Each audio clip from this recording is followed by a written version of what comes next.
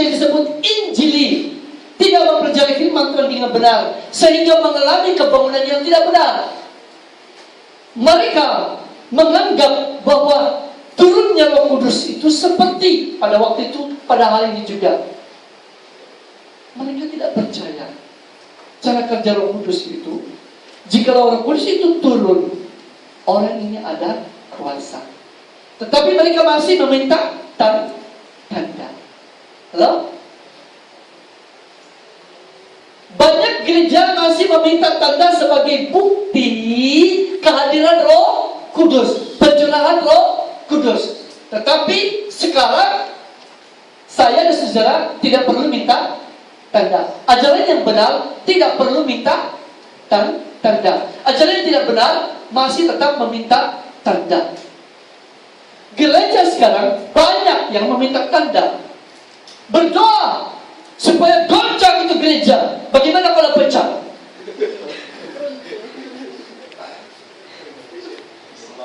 Ayah, saya pernah mengalami gempa bumi yang anak-anakku di Irian Jaya. Itu memang luar biasa. Kita bangun itu bangunan sudah retak semua. Menara gereja Kemah Injil waktu itu pecah. Dia punya lonceng yang besar mau jatuh. Kalaulah pencurahan Roh Kudus harus terjadi dengan gempa bumi, maka saya pikir tidak perlu kita ada bangunan gereja di Padang. Bingkai kerajaan. Mereka bilang ini pasti bom dari neraka. Ini orang-orang Kristen membuat bukan memberkati, mendatangkan kutuk, merusak bangunan-bangunan. Ekonomi berkurang. Katakanlah kita di sini terjadi gempa bumi yang hebat, kalau pencurahan Roh Kudus goyang semua. Saudara, bagaimana? Anda mau pungut duit lagi? Tentang pulang lari.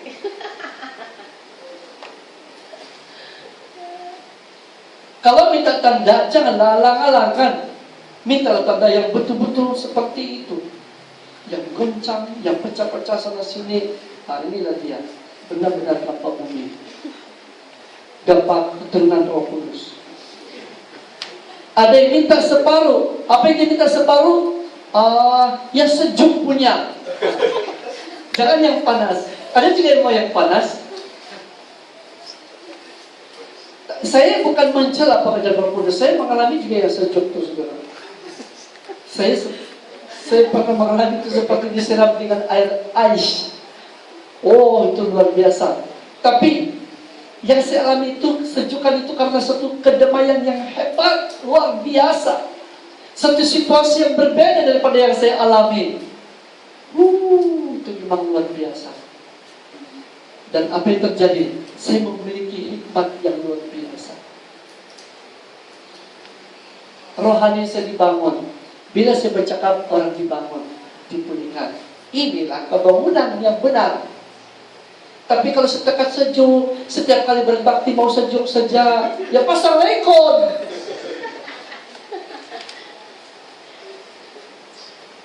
Anak-anak yang kekasih, saya ingin menyatakan bahwa ajaran ini tidak tepat. Allah jangan suka dengan ajaran yang tidak benar ini. Tapi dikatakan di sini, kalau Roh Kudus turun ke atasmu, Anda tidak sejuk-sejuk. Engkau ada kuasa. Kuasa yang pertama apa? Bisa hidup di dalam kekudusan, dalam kesucian, hidup takut akan Tuhan. Engkau mengalahkan kejahatan, engkau mampu menolak segala gombal dunia ini. Keinginan diri sendiri, ada penguasaan diri kita. Ini dikatakan ada kuasa turun dalam kehidupan orang. Tapi kalau kita diturunkan Roh Kudus, bukan menerima. Kalau orang di situ menerima urapan Roh Kudus, punya karunia, disejukkan, dipanaskan, diapakan, saudara. Dia masih suka fitnah orang, suka maki-maki, tidak ada kemajuan rohaninya. Dia masih seperti yang dahulu, tidak ada bezanya dengan Anda. Bila berkata bohong, dia pun pandai bohong. Kalau kemarin celaka, dia katakan dua, celaka dan bodoh, dia tambah. Karena dia semakin rohani, semakin berani mengungkapkan kata-kata yang tajam, ancaman terhadap orang. Saya ingin katakan, itu bukan kebohongan daripada Tuhan. Kebohongan yang datang daripada Tuhan, yang datang dari Roh Kudus, akan mengubah hidupmu. Engkau punya kuasa, kau punya kekuatan hidup di dalam Tuhan. Sebab itu, engkau boleh menjadi saksi bagi jiwa-jiwa yang bermula dari Yerusalem. Saya ingin tanya, sejauh manakah pengaruh gereja yang begitu banyak karunia-Nya terhadap jirannya? Tanya dia, adakah jiran tertarik dengan kau? Atau tengok kau sejak lama? Ini orang kejam. Atau tidak ada apa-apanya? Saudara yang kekasih, percayalah kepada aku. Ini firman Tuhan. Orang melihat saja tentang jemaat yang mula-mula, mendengar saja, hati mereka tertarik. Tuhan menambahkan jumlah bagi mereka hari lepas hari, bertambah-tambah.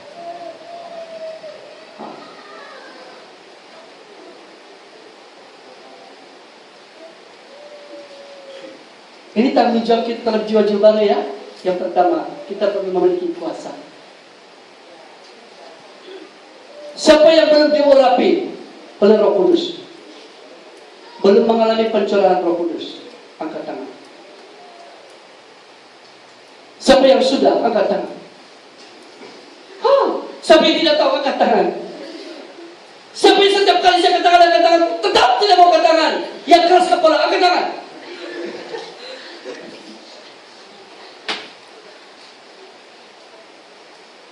Sekarang baru kita tahu, saya seorang Kristen. Saya melayani Tuhan tak selamanya, atau melayani pekerjaan Tuhan. Melayani pekerjaan Tuhan itu adalah mengerjakan program-program gereja. Ingat baik-baik. Kalau kita melakukan itu karena program kami tahun ini, kami ada penginjilan besar-besaran nih, pergi mengetuk pintu. Tidak pernah sejarah di KK ini orang mengetuk pintu. Kami sejarah, puasa kamu 60 hari 60 malam, tapi tiap malam kami makan.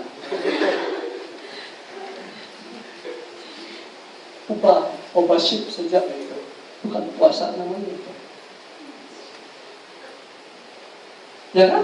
Puasa itu. Siapa pernah puasa 3 hari tapi makan waktu malam? Itu kalau shift itu, coba kau kerja malam, tidur bersiang, malam kau makan apa?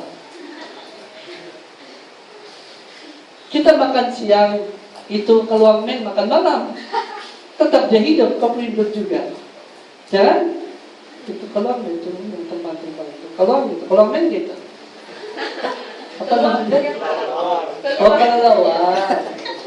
Tapi siapa kamu kenal keluang men? Tidak men dia pasti. Oh, kelelawar. Dia tidak makan siang, tapi dia mati nggak? Dia puasa siang, dia makan malam. Kita puasa malam, kita makan sebelah siang. Saudaraku yang kekasih dalam Yesus Kristus, saya ingin katakan kepada kita semua, ingat baik-baik, tolong koreksi diri kita, perbetulkanlah iman kita hari ini, jangan tunggu besok. Saya tidak menggalakkan kita berdasarkan logik. Mari kita pakai logik kita untuk melihat firman Tuhan. Apa kata firman Tuhan tentang logik? Tetapi dia berbicara lebih daripada logika kita. Dia bekerja di sini. Dan pekerjaan Roh Kudus itu tidak berdasarkan karena Anda telah melakukan yang terbaik, tetapi justru karena pekerjaan Roh Kudus itu Anda mampu melakukan yang terbaik. Amin. Langkah awal untuk datangnya Roh Kudus dalam hidupmu, terima Yesus sebagai Tuhan dan Juru Selamat, menyerah hidupmu kepadanya. Langkah perbuatan kita berikut adalah pemberian Roh Kudus yang membantu engkau sehingga engkau dapat melakukan yang baik. Jangan coba melakukan yang baik supaya Tuhan menolongmu, supaya Tuhan bekerja atasmu. Tidak. Supaya Tuhan memakai engkau, tidak. Justru karena Tuhan memakai engkau mengerjakan itu. Hai. Amin. Jadi kalau kau percaya kau dipakai Tuhan, maka apa yang harus saya buat? Bekerja. Mengapa saya bekerja? Mengapa saya melayani? Mengapa saya bersaksi? Mengapa saya melakukannya? Karena saya percaya Tuhan pakai saya. Bukan karena saya percaya jika saya buat ini maka Tuhan akan pakai saya. No. Karena Roh Kudus yang mengerjakannya sudah ada dalam kehidupanmu. Janjinya kalau Roh Kudus turun ke atasmu, engkau ada kuasa. Saya ingin mau capai ini kepada kita di Yerusalem.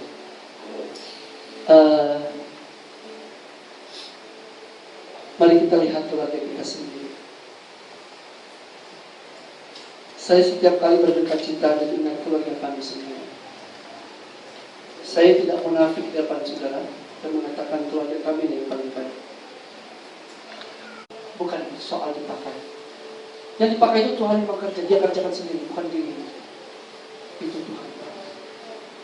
Dalam ibadah kita hari ini, minggu lalu hari ini, saya betul-betul sungguh diberkati. Semua lagu-lagu dinyanyikan, kesaksian dinyanyikan. Saya tidak minta simpati saudara. Tidak. Tapi saya meluruskan sikap hati saya di depan Tuhan. Saya meluruskan teologi saya. Ketika saya menghadap Tuhan beribadah kepada Tuhan. Dengan begitu, betul-betul saya merasa begitu kecil. Hampir saya macam merasa saya tidak ada apa, tidak ada di sini. Saya katakan Tuhan, kalau saya berkhotbah nanti, itu bukan karena saya layak, tetapi karena Tuhan yang mengerjakan kebenaran itu. Maka saya harus berbicara. Saya percaya Tuhan mau pakai saya.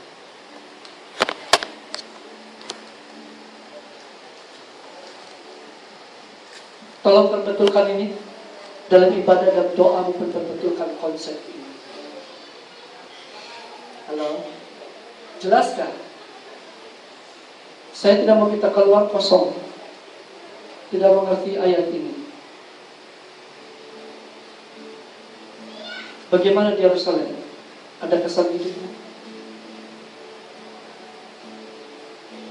Yang berkapal? Apakah kau menjadi berkat bagi kapalmu? Saya selalu melihat kedua anak saya, istri saya. Jangan sampai mereka tidak masuk surga oleh karena saya. Saya sangat mengajar, saya sangat tingkah.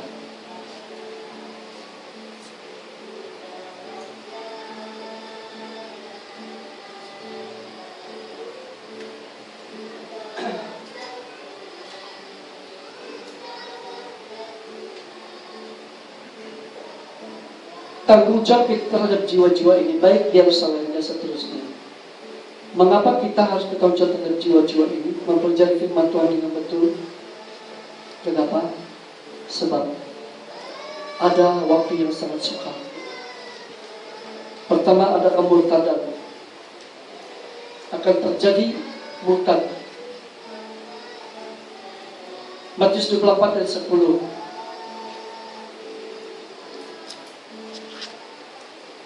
Saya minta semua laki-laki membaca ini, Matius 24 ayat 10.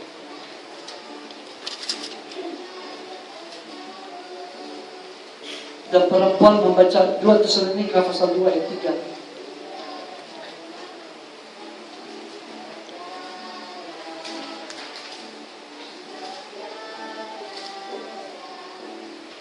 Ada satu bahaya di akhir zaman yang perlu kita tangani, karena akan ada murtad. Matius 24 ayat 10 laki-laki, 2 Tesalonika pasal 2 Tesalonika pasal 2 ayat 3 perempuan. Laki-laki membaca 2-3. Dan banyak orang akan murtad, dan mereka akan saling menyerahkan dan saling membenci. Lihat, gejala atau tanda dan buah orang yang murtad itu. Mereka saling menyerahkan, saling membenci. Mari kita lihat gereja sekarang. Apakah gereja sekarang gereja pembangunan? Atau gereja yang punya buah murtad? Murtad itu bukan berbicara mereka tidak ke gereja. Murtad bukan berbicara tidak pergi gereja, tidak sembahyang, tidak berkhotbah. Tetapi sikap hidup mereka itu disebut murtad juga. Jangan kira murtad itu orang yang tidak ke gereja saja. Buah kehidupannya jelek. Dia saling menyerahkan satu sama lain. Dia saling membenci satu sama lain. Kalau kira-kira gereja seperti ini gereja yang hidup atau mati? Nanti kita lihat di waktu. Orang ini boleh masuk surga atau masuk neraka, saudara? Saya tidak tahu. Tapi itu tanggung jawab kita semua. Jangan sampai di rumah kita selalu dengan lagu rohani. Kita bawa papa, mama kita, adik dan anak, macam kami ada anak, pergi sembahyang setiap hari Minggu. Tetapi ternyata pada suatu saat mereka akan murtad. Sebab apa? Sebab mungkin mereka belum terima Yesus. Sebab apa? Saksi tidak menjadi saksi bagi mereka. Seperti yang Tuhan Yesus katakan, tidak ada pembangunan yang benar terjadi.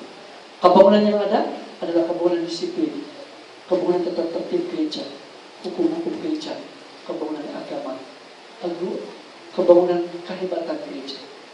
Itu saja.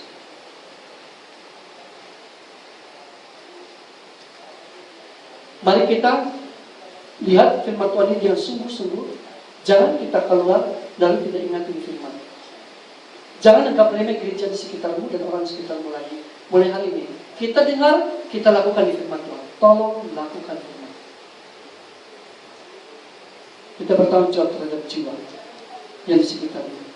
Oke? 2 Tesalonika pasal 2 ayat 3. Perempuan 2 ayat 3.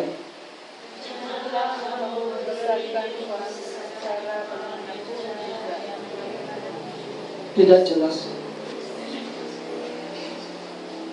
Angkat kepala dan membaca begini. Jangan begini. Kalau menyanyi itu begini. Ya. 2 Tesalonika pasal 2 ayat ketiga. 2:3. Janganlah kamu membesarkan kuasa secara bagaimanapun juga. Sebab sebelum hari itu haruslah datang dahulu murtad, dan haruslah dinyatakan dahulu manusia durhaka yang harus binasa. Oh, ternyata orang yang tadi itu, yang kita bilang murtad dalam Matius itu, binasa. Dia bilang, janganlah kamu memberi dirimu disesatkan orang dengan cara yang bagaimanapun juga. Bagaimana kita boleh tahu ini? Hati.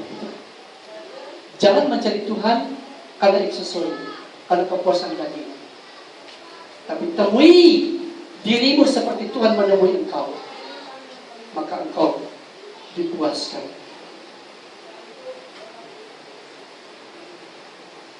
Nomor 2 terakhir.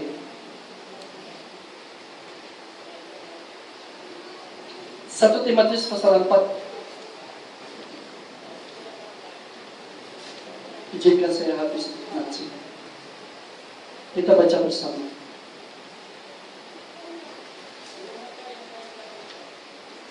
Pasal 4 ayat 1.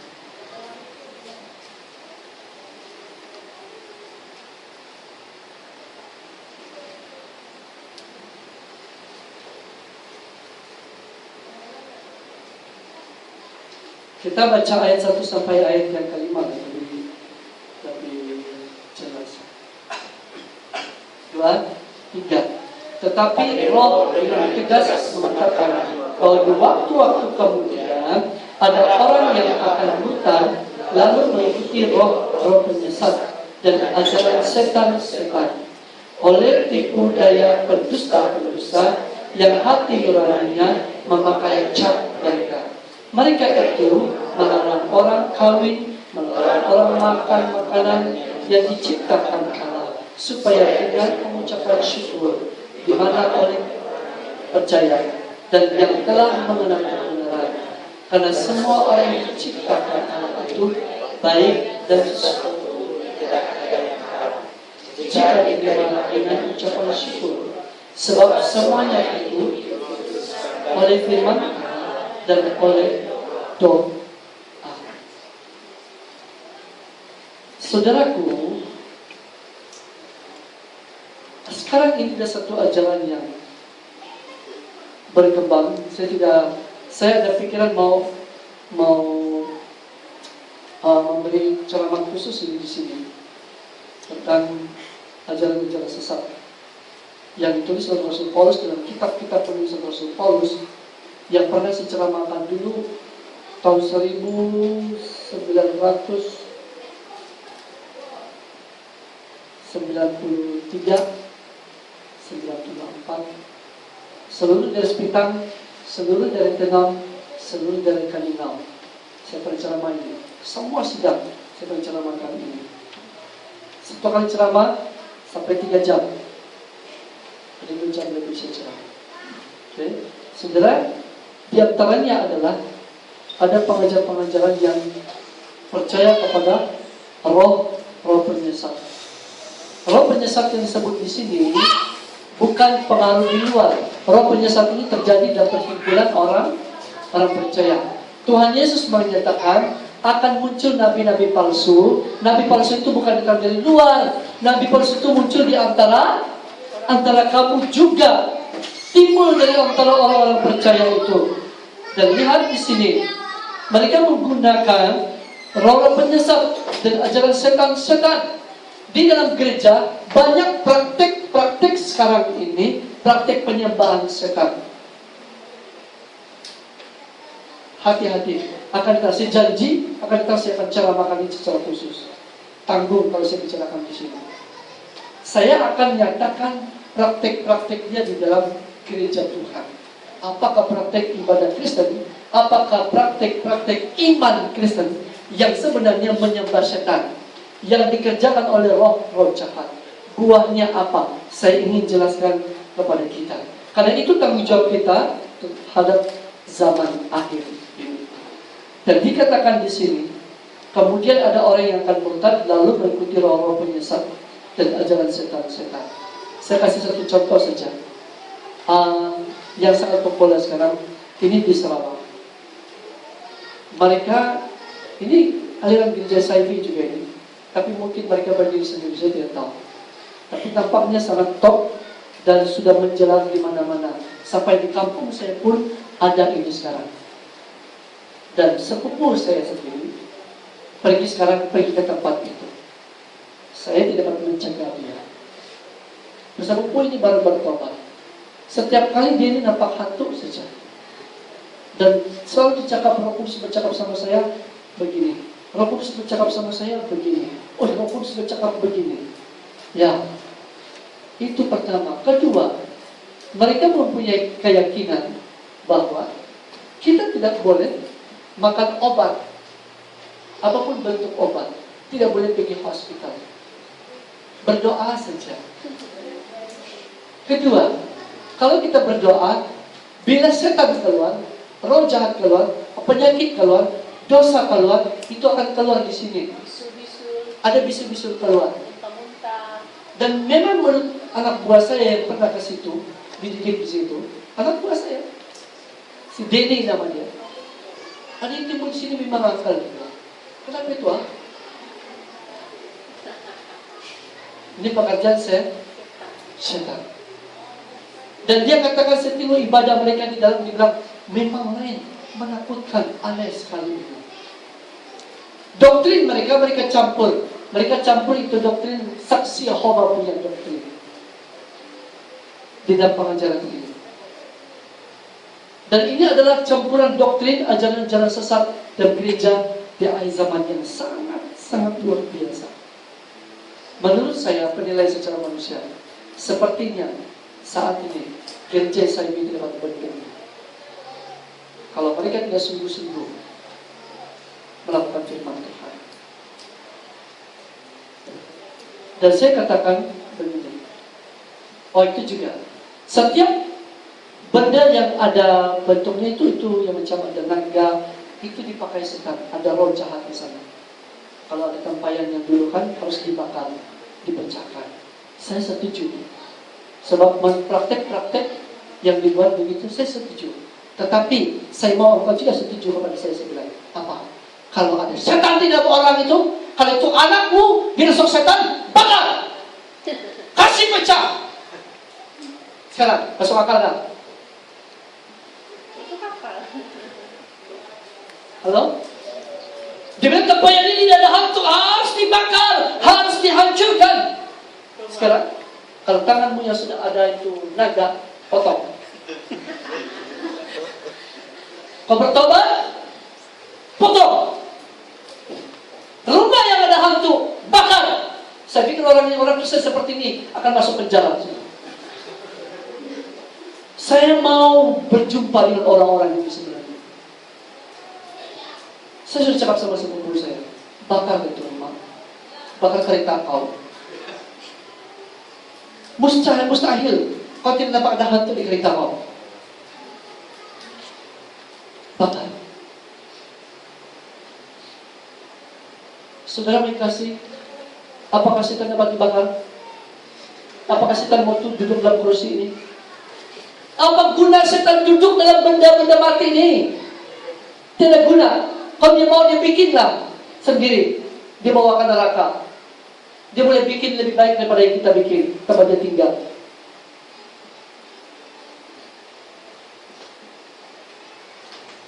Jangan makan obat, jangan makan vitamin. Saya katakan, kenapa kau jadikan itu nasi berhala? Sebelum jam 12, engkau sudah pikir lapar pada waktu kau jam 10.